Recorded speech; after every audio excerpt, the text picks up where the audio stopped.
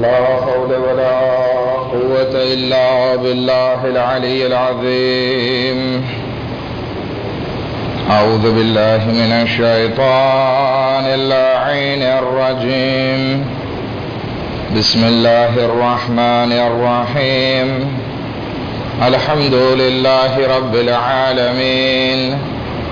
الصلاة والسلام على سيدنا ونبينا وحبيب قلوبنا وطبيب نفوسنا وشفيع ذنوبنا جد الحسن والحسين بالقاسم محمد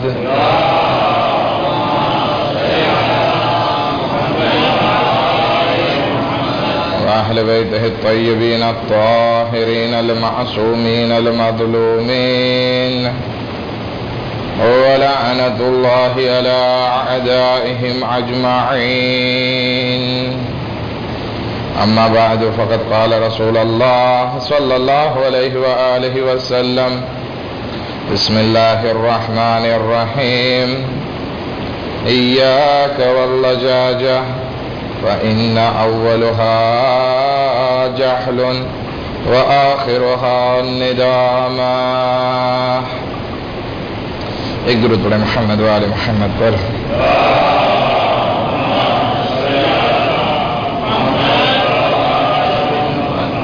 આજની મુબારક રાતની ખુશીની મહેફિલ આપણે સર્વો અહીંયા મનાવવા બેઠા છીએ. એમની મુબારકબાદી આપ સર્વોની ખિદમતમાં તેમજ જમાનાના ઇમામની ખિદમતમાં આપણે સર્વો સાથે મળીને પેશ કરીએ એક સલવાતના નારાથી.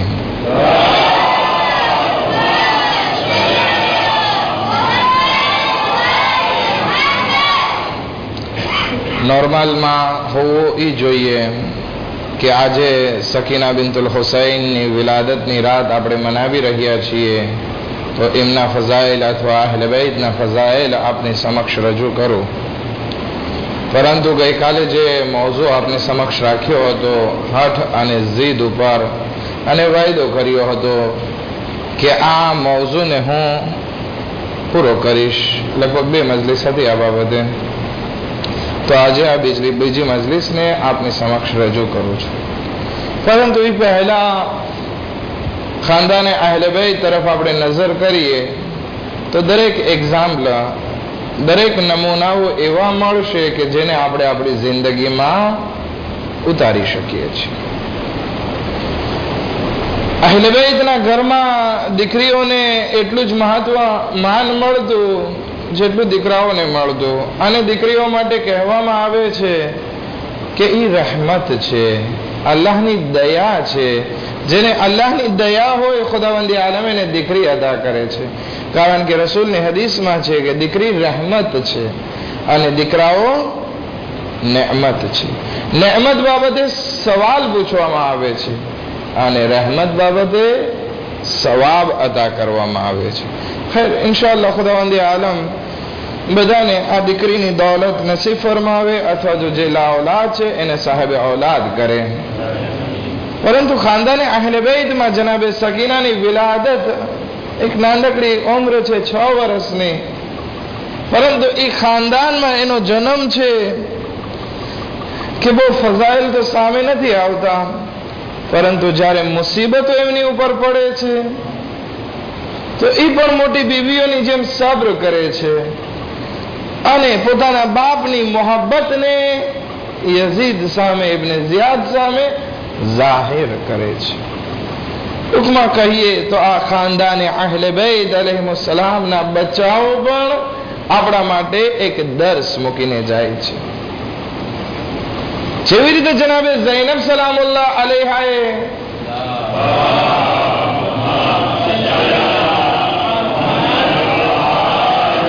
આટલી મુસીબતો પડવા છતાં બદદુઆ નથી કરી કોઈ માટે, નહીતર શું થાત? આ વારિસ તો આ એ મુબાહેલાના વારિસ છે. અગર એક દુઆ માટે હાથ બલંદ કરે એ પૂરી ફૌજ યઝીદ અને દુશ્મનનો ખાત્મો થઈ જાય. પરંતુ ના, જેવી રીતે જનાબે ઝૈનબે સબ્ર કરી એવી રીતે જનાબે સકીનાની જિંદગીમાં પણ ક્યાંય નથી મળતું કે ઈ નાની બચપનના અવસ્થામાં કોઈ માટે બદદુઆ કરી હોય અથવા તો કોઈને બુરું ભલું કીધું હોય. ના, સબ્ર કરતા જાય છે, બાપની મોહબ્બતનો ઇઝહાર કરતા જાય છે, પોતા ઉપર પડેલી મુસીબતનો ઇઝહાર કરે છે, પરંતુ બદદુઆ અને બેસબરી જનાબે સકીનાની જિંદગીમાં જોવા નથી મળતી. તો આપણે એટલું કરી શકીએ કે આપણે આપણી જિંદગીમાં આ વસ્તુ ઉતારીએ, એમની સીરતને ઉતારીએ. શું છે સીરત? કે કોઈ મોમિનનો ખરાબ ના ઈચ્છીએ. હે, આપણે જે છે વાત કરતા હતા લજાજત ઉપર. લજાજત એટલે હઠ ધર્મી, જીદ. અગર જો ઇન્સાનની જિંદગીમાં આ હઠ ધર્મી અને જીદ આવી જાય તો પછી એ ઇન્સાન આગળ નથી વધી શકતો, એ ઇન્સાન અલ્લાહની નજદીકી હાસિલ નથી કરી શકતો, એ ઇન્સાન પોતાની મંઝિલ સુધી નથી પહોંચી શકતો. હવે દાખલા તરીકે હું તનાનરીથી નીકળું, દાખલા તરીકે મસ્જિદે આ કોરોંડાનોથી નીકળું કે મને માજુંગા જવું છે અને હું રસ્તો ઊંધો પકડું, તો શું એ ઊંધો રસ્તો અથવા ખોટો રસ્તાનો ઇંતખાબ મેં કરી લીધો હોય તો શું હું કોઈ દિવસ મંઝિલ સુધી પહોંચી શકું? નહીં પહોંચી શકું. અને જ્યારે મને અહેસાસ થાય કે હા, મેં રસ્તો જે લીધો છે એ આ ખોટો રસ્તો લીધો છે, ફલાણી જગ્યાએથી જવાનું હતું કે હું માજુંગાના રસ્તે પહોંચી જાઉં. હવે મેં લીધો હોય અંચીરાબેનો રસ્તો અને હું પહોંચવા ચાહતો હોય માજુંગા, શું પોસિબલ કે હું માજુંગા પહોંચું? નહીં. રસ્તામાં મને ખબર પડે, ઓલો કિલોમીટરાજ જે છે દેખાડે કે હવે અંચીરાબે દાખલા તરીકે 200 કિલોમીટર બાકી છે, તો મને ખબર પડી કે અહીંયા મેં રસ્તો ખોટો લીધો. તો હવે મારા માટે શું જરૂરી છે? એક્સેલરે કરું કે જલ્દી પહોંચી જાઉં, કે ના ધીમી દૂર કરું, પાછો ફરું? એ કે મારા માટે જરૂરી છે કે હું પાછો ફરું, પરંતુ ના, હું જીદ કરીને કે મેં જે રસ્તો લીધો એ જ રસ્તા ઉપર હું જઈશ, કોઈ દિવસ મંઝિલ સુધી નહીં પહોંચી શકું. બલકે હું જેટલો એ રસ્તા તરફ આગળ વધીશ તો ખોટી મંઝિલ તરફ આગળ વધીશ અને એટલો જ હું મારી અસલ મંઝિલથી દૂર થતો જઈશ. અને જેટલો હું આગળ વધીશ એટલું મારું પાછું ફરવું પણ મુશ્કેલ થશે. હવે વિચાર આપણે કરવાનો છે કે અગર જીદના કારણે આપણે એક રસ્તો લઈ લીધો, એક ડિસિઝન લઈ લીધો અને એના ઉપર જીદ કરીને બેઠા, શું થશે? જેટલા એ જીદમાં ઊંડા ઉતરશું એટલી ખોટી રસ્તે આગળ વધશું, ખોટા રસ્તે આગળ વધશું અને પાછું ફરવું એટલું જ મુશ્કેલ થઈ પડશે. અને એવું નથી કે આ જીદ ફક્ત આજના જમાનામાં છે, નહીં, આ બીમારી બહુ જૂની બીમારી છે. હોયૈયા બિન અખ્તબનો વાક્યો તમારી સમક્ષ રજૂ કરું.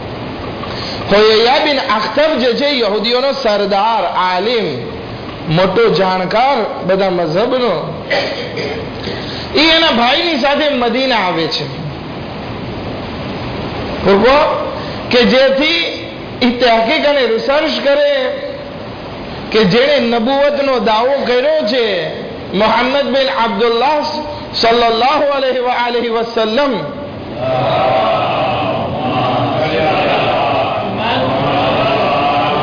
એની રહેણી કેણી, એની હલનચલન, એની વાતચીત કરવાની રીત, એની ઉઠવા બેસવાની રીત ઉપરથી ખબર પડી જશે કે એ સાચા છે કે ખોટા. બે ભાઈઓ આવે છે, હોયૈયા ઇબ્ન અખ્તબ અને એનો ભાઈ આવે છે, મદીના રહે છે અને પછી પાછા ફરતા હોય છે.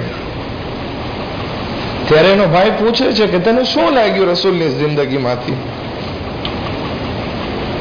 તો હોયૈયા બિન અખ્તબ કહે છે આ ઈ જ છે કે જેની આગાહી આપણી કિતાબોમાં કરવામાં આવી છે. આ ઈ જ રસૂલ છે, આખરી નબી છે, એમાં કોઈ જાતનો શક નથી. એટલા માટે તો કુરાને કરીમ આવાજ દે છે, યઅરિફૂનહુ કમા યઅરિફૂન અબનાઅહુમ. આ લોકો રસૂલને એવી રીતે ઓળખતા હતા જેવી રીતે એ લોકો પોતાના બચ્ચાઓને, પોતાની ઔલાદને ઓળખતા હોય એવી રીતે ઓળખતા હતા. હોયૈયા બિન અખ્તબ કહે છે કે આ ઈદ છે. એનો ભાઈ પૂછે છે અગર ઈદ છે તો પછી હવે કેમ છે, આપણે મુસલમાન થઈ જઈએ?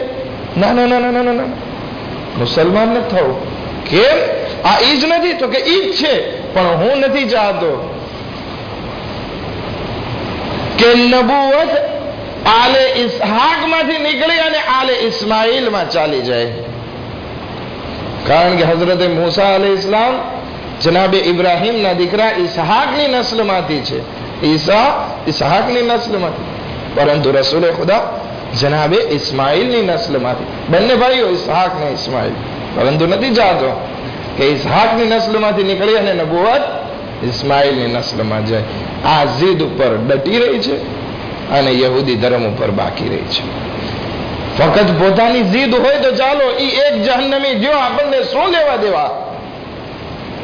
પરંતુ જ્યારે એક માણસ કોમનો લીડર હોય અને જીદ પકડે તો એની પાછળ પૂરી યહૂદી કોમ હતી.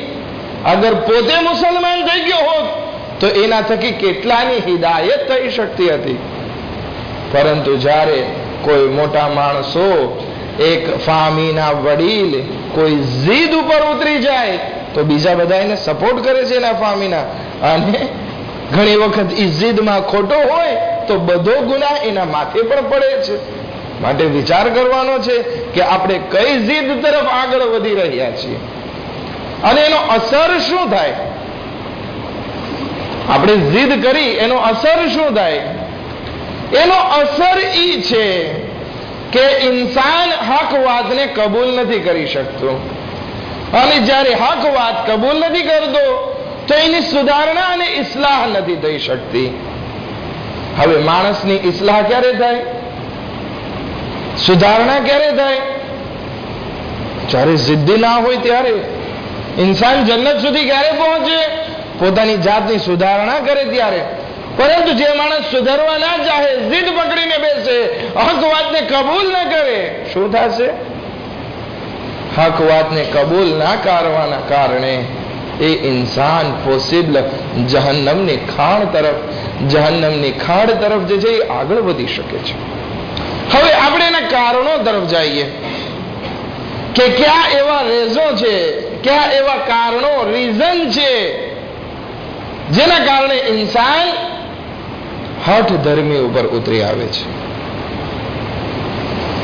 સૌથી પહેલું કારણ જે એમાં હદીસોમાં મળી આવે છે અને રસૂલે ખુદાની હદીસમાં પણ આપણે વાત કરી,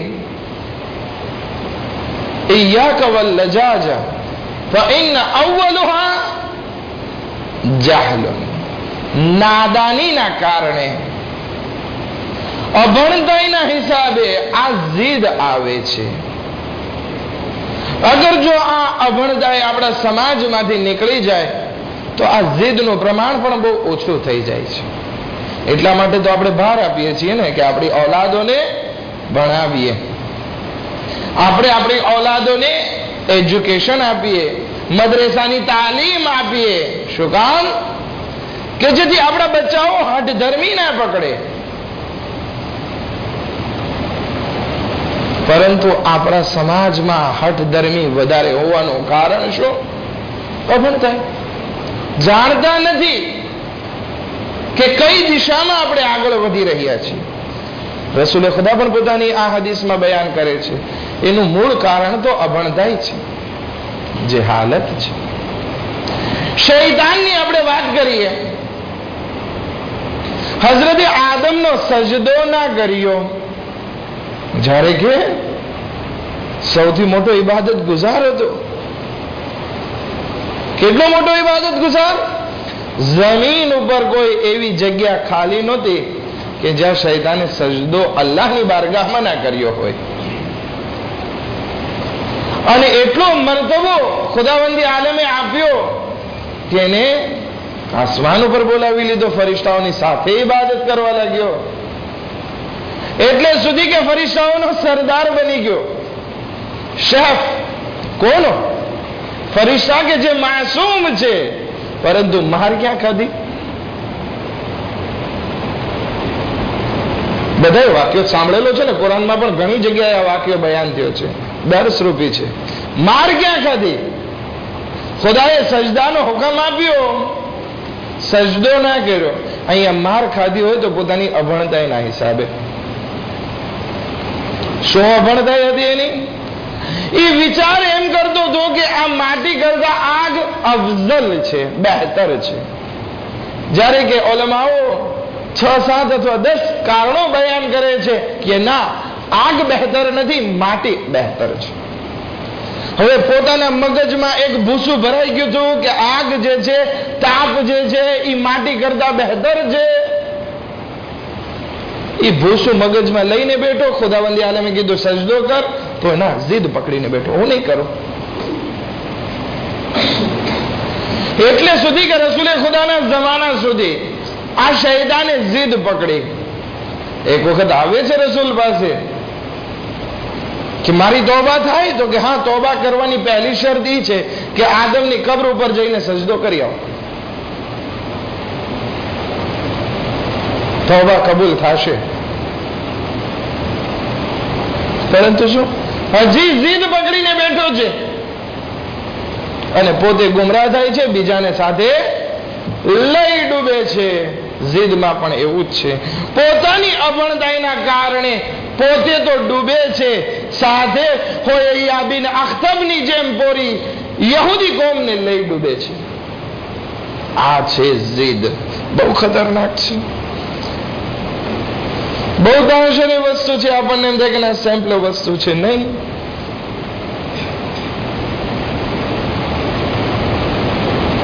બીજું કારણ આપણે જોઈએ, જીદનું બીજું કારણ શું છે?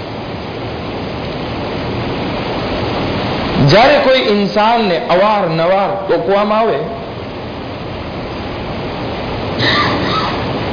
ત્યારે એ ઇન્સાન જીદ ઉપર ઉતરી આવે છે. હવે ઘણી વખત આ ટોકવાની અથવા તો કઈ તઝક્કુર દેવાની અથવા તો રાપેલ કરવાની રીત હોય છે. જ્યારે આ રીત સરખી રીતે ઉપયોગમાં લેવામાં નથી આવતી અને રાપેલ ખોટી રીતે થતું હોય અને અવારનવાર થતું હોય, ત્યારે હદીસમાં કહેવામાં આવે છે આ ખોટું રાપેલ. રાપેલ જ કહેવાય ને ટોકવાને. રિસ્પોન્સ નથી મળતો. હા, બરાબર છે. આ ખોટી રીતે રાપેલ અને અવારનવાર જ્યારે રાપેલ થતું હોય છે ત્યારે ઇન્સાન જીદ ઉપર આવી જાય છે. એક એક્ઝામ્પલ આપું. હવે કોઈ માણસ જે છે કંઈક ધંધામાં ભૂલ કરતો હોય અને એનો બાપ આવીને એને ટોકતો હોય, આમ ન કર, આમ કર, આમ ન કર, આમ કર, આમ ન કર, આમ ન કર, આમ ન કર. છોકરો છેવટે બાપથી થાકી જાય. જવાન છે કે હું થોડો કઈ ગેલો છું, નાનો બાળક છું, તમે મને ટોક્યા કરો છો, તમે બેસો ઘરમાં છાના માના. થાય છે જિંદગીમાં, આપણા સમાજમાં આવી વસ્તુ અવારનવાર ઉપયોગમાં આવે છે. ઘણી વખત બાયડી આપણને કહેતી હોય કે આમ ના કર ને આવું લાવવું જોઈએ, તો કે તું મારા કામમાં દખલ અંદાજી ના કર, જા ઘરમાં બેસ. શું કામ? વારે વારે રાપેલ કરીએ છીએ એટલે આ ઇન્સાન જીદ ઉપર ભરાઈ આવે છે. એટલા માટે કહેવામાં આવ્યું છે કે આડેધડ અમરે બિલ મારૂફ અને નહી અનિલ મુનકર ના કરો. ઘણી વખત મસ્જિદમાં જે છે નાના બાળકને આપણે ખીજાતા હોય, એ અવાજ કરવા, એ સીધો બેસ, એ આમ કર, એ આમ કર, એ સલામ નથી કરતો, આમ નથી કરતો. છોકરો જીદમાં આવીને મસ્જિદનો દરવાજો જ મૂકી દે. શું કારણ છે? અમરે બિલ મારૂફ અને નહી અનિલ મુનકર સરખું નથી થયું. અખલાક બહેતરીન દલીલ, પ્યાર મોહબ્બતથી વાત જ્યારે કરવામાં આવે એ વસ્તુ આગળ વધી જાય છે. પણ ખોટી રીતે ચોકમાં ઉભા રહી અને 4 માણસો ભેગા થઈ અને ગીબતો ચાલુ કરી દે, એ જમાત આમ છે, એ ફલાણો માણસ આમ છે, એ આમ છે. બોલો કે મારી શું કામ યાદી કરો છો? જાઓ, તમારે જે કરવું એ કરો, મારા રસ્તે મૂકી દો. શું થયું? રાપેલ સરખું નથી. અમરે બિલ મારૂફ નહી અનિલ મુનકર નો રસ્તો ખોટો છે. ભલે વાજિબાતમાંથી છે, અમરે બિલ મારૂફ અને નહી અનિલ મુનકર વાજિબાતમાંથી છે, પરંતુ એનો સરખો ઉપયોગ નથી થયો, એટલે જીદે ઇન્સાન ભરાય છે, અને જ્યારે જીદે ભરાય છે પોતે તો ખરાબ રસ્તે આગળ વધે છે, બીજાને પણ સાથે ખેંચતો જાય છે. આ બે કારણો, બે મૂળ. ત્રીજી વસ્તુ, જ્યારે ઇન્સાન અહેસાસે કમતરી કરે છે, જ્યારે પોતાની જાતને નીચો સમજવા લાગે છે, ત્યારે આ ઇન્સાન જીદ ઉપર ઉતરી આવે છે. ઇમામ અલૈહિસ્સલામની સામે મંસૂરે દવાનકીની શું હેસિયત, પરંતુ મંસૂરે દવાનકી શા માટે ઇમામને દેશવટો આપે છે? ફક્ત એટલા માટે ને કે ઇમામ અગર જો અહીંયા હશે તો હું એના સામે નીચો જ દેખાઈશ, કોઈ દિવસ મારી ઇજ્જત ઉપર નહીં આવે.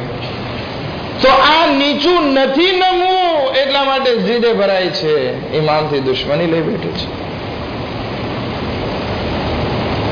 આપણે જુમાના ખુતબામાં વાત કરી ચૂક્યા છીએ, એટલે વધારે લાંબુ નહીં કરું અહીંયા, કારણ કે કોઈના કહેવાથી આપણે નીચા નથી થઈ જતા. જરૂરી છે કે અગર જો આપણે પોતાની જાતને નીચા સમજતા હોય, અલ્લાહની બારગાહમાં વધારે સજદા કરવા લાગીએ. ખુદા જે છે ઇજ્જત આપવા વાળો છે. વતુઇઝ્ઝુ મન તશા વતુઝિલ્લુ મન તશા બિયદિહિલ ખૈર વહુવા અલા કુલ્લિ શૈઇન કદીર. કે ઇજ્જત અને જિલ્લત ખુદાના હાથમાં છે. ઇમામે હુસૈન અલૈહિસ્સલામ રોઝે અરફા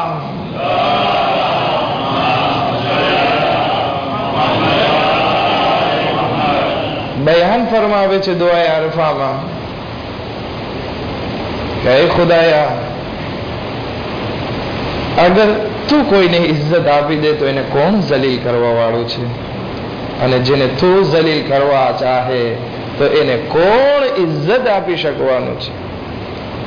તો કોઈ માણસ આપણને નીચો સમજે, આપણને જલીલ સમજે, આપણે નીચા નથી થઈ જવાના. એ આપણે એક મગજમાં બેસાડી દઈએ તો જીદથી છુટકારો મળશે.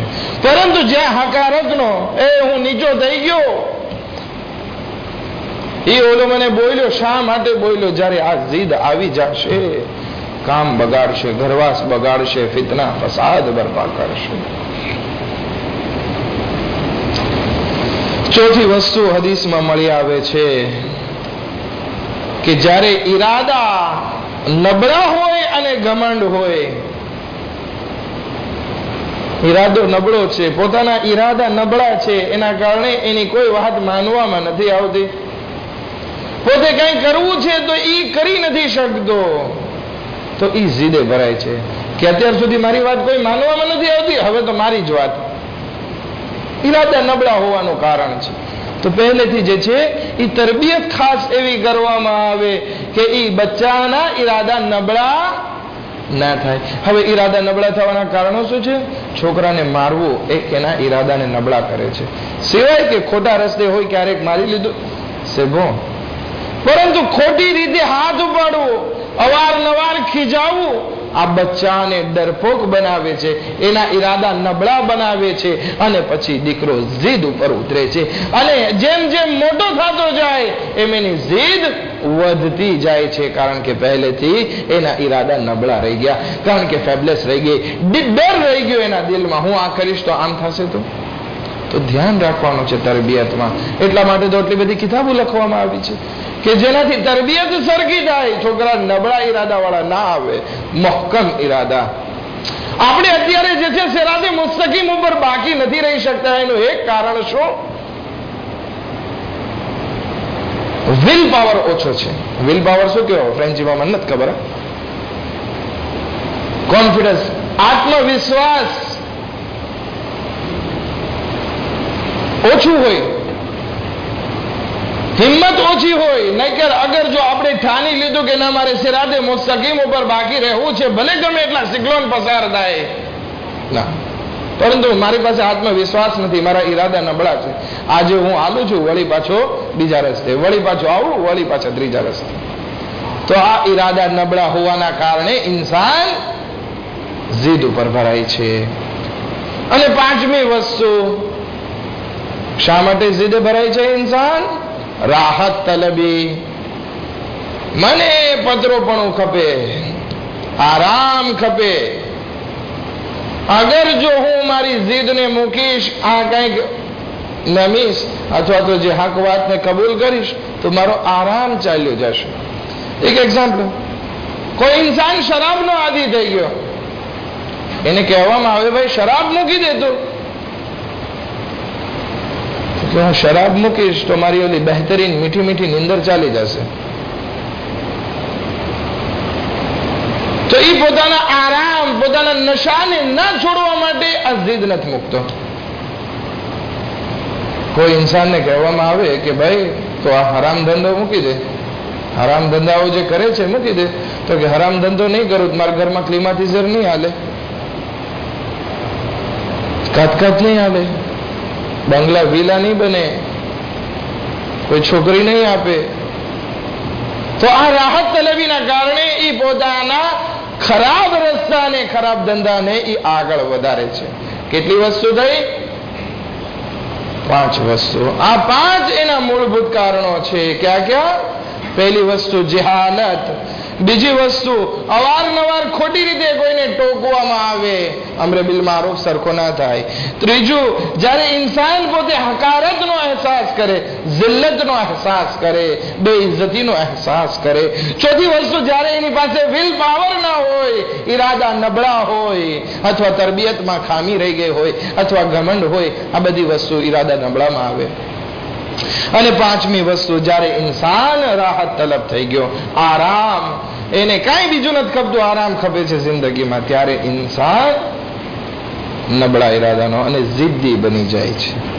ઈલાજ શું છે? ઈલાજ ઉપર પણ મને 10 મિનિટ ખપે, પરંતુ નહીં, હું જસ્ટ ઈશારા કરી દઉં છું. અને જહેમત તમામ ઇન્શાલ્લાહ ન્યાસ પણ છે શેરલીભાઈના ઘરે, ત્યાં પણ જરાક વાત કરીશું તમને.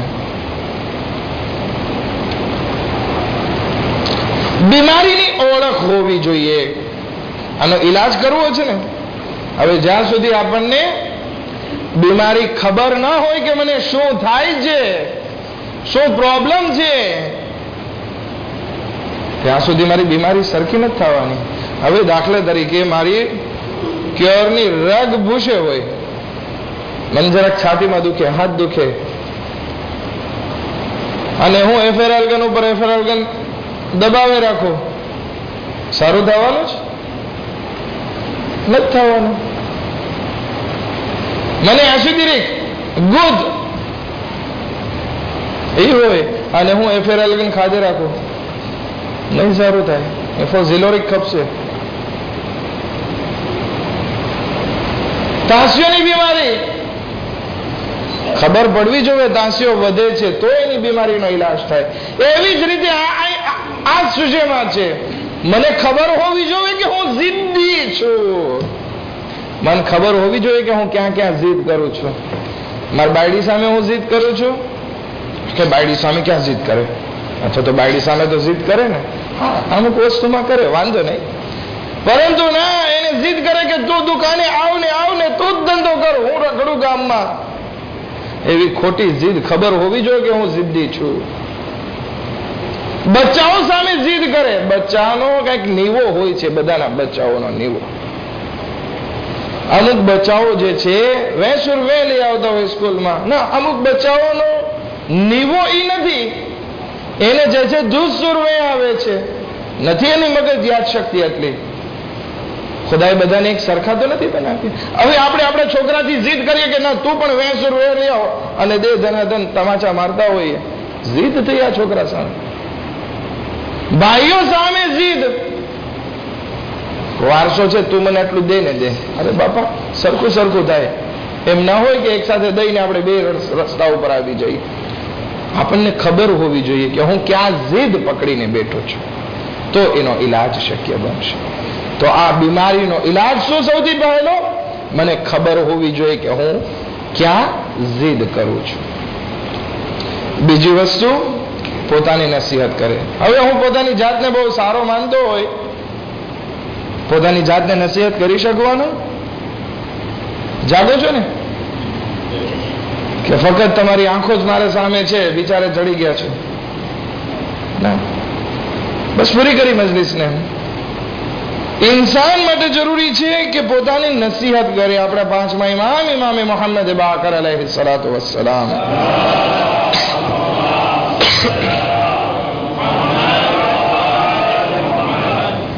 એક હદીસમાં ઇરશાદ ફરમાવે છે કે જ્યાં સુધી ઇન્સાન પોતાની જાતને નસીહત નથી કરતો ત્યાર સુધી એને બહારની નસીહતો ફાયદો નથી પહોંચાડતી.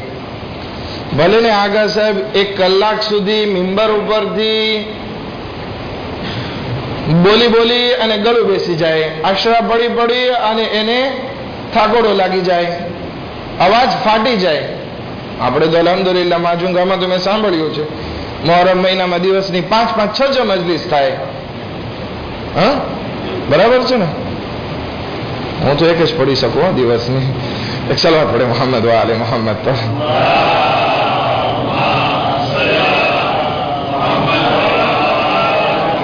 પરંતુ અસર ના થાય એનું કારણ શું? કારણ કે ઇન્સાન પોતાની જાતને નસીહત નથી કરતો. અગર જો આ નસીહત કરતો હોય તો 5 અશરાની જરૂર ના પડે, 1 અશરામાં સુધરી જઈએ આપણે. પોસિબલ. ચાલો, મજલિસો જેટલી થાય એટલી અલ્હમ્દુલિલ્લાહ ફાયદો છે. જિક્રે હુસૈન થાય છે, એમાં બેસવું જન્નતમાં, ફરશે અઝા ઉપર બેસવું જન્નતમાં બેસવા બરાબર છે. વાત અલગ છે. પણ કહેવાનો મકસદ એ છે કે અકલમંદને ઈશારો કાફી હોય. આપણે ગમે એટલા સારા ઝાકિર, સારા ઉલમાઓ, સારી હદીસો લાવશું, પરંતુ જ્યારે ઇન્સાનને અંદરથી સુધારવાની તમન્ના નહીં હોય, બહારથી એને કોઈ સુધારી નથી શકવા. અને આ આદત ઘણી વખત પડી ગઈ હોય તો 40 દિવસ સુધી ઇન્સાન ધ્યાન રાખે કે હું જીદ નહીં કરું. જ્યારે 40 દિવસ સુધી એ ઇન્સાન મક્કમતા પકડે કે હું જીદ નહીં કરું અને ધ્યાન રાખે, તો પછી એ જીદ, એ બીમારી એનામાંથી નીકળી જશે. અને ચોથી વસ્તુ, અહલે બૈત અલૈહિસ્સલામથી તવસ્સુલ કે ખુદાયા અહલે બૈતનો તને વાસ્તો કે તું મને જીદ જેવી બીમારીથી નજાત ઇનાયત કર. ખુદાયા વાસ્તો તને મોહમ્મદ અને આલે મોહમ્મદનો અમારી આ મજલિસ અઝાને કબૂલ ફરમા. ખુદાયા બીબી સકીનાના વાસ્તાથી જે બચ્ચાઓ યતીમ છે એમની મુશ્કેલાતોને આસાન ફરમા. ખુદાયા બહક મોહમ્મદ વ આલે મોહમ્મદ જે મોમિન અને મોમિનાત પરેશાન હાલ છે, ખુદાયા લોકોની પરેશાનીઓને દૂર ફરમા. ખુદાયા જનાબ સકીના સલામુલ્લાહ અલૈહાના વાસ્તાથી શિયાને હૈદર કરારની જાન માલ ઇઝ્ઝત આબરૂની હિફાજત ફરમા. ખુદાયા બહક મોહમ્મદ વ આલે મોહમ્મદ ઇમામ ઝમાન અલ ઇસ્લામના ઝુહૂરમાં જલ્દથી જલ્દ તાજીલ ફરમા અને અમોના અંસારોમાં શુમાર ફરમા. રબ્બના તકબ્બલ મિન્ના ઇન્નકા અંતસ સમીઉલ અલીમ برحمتك يا ارحم الراحمين.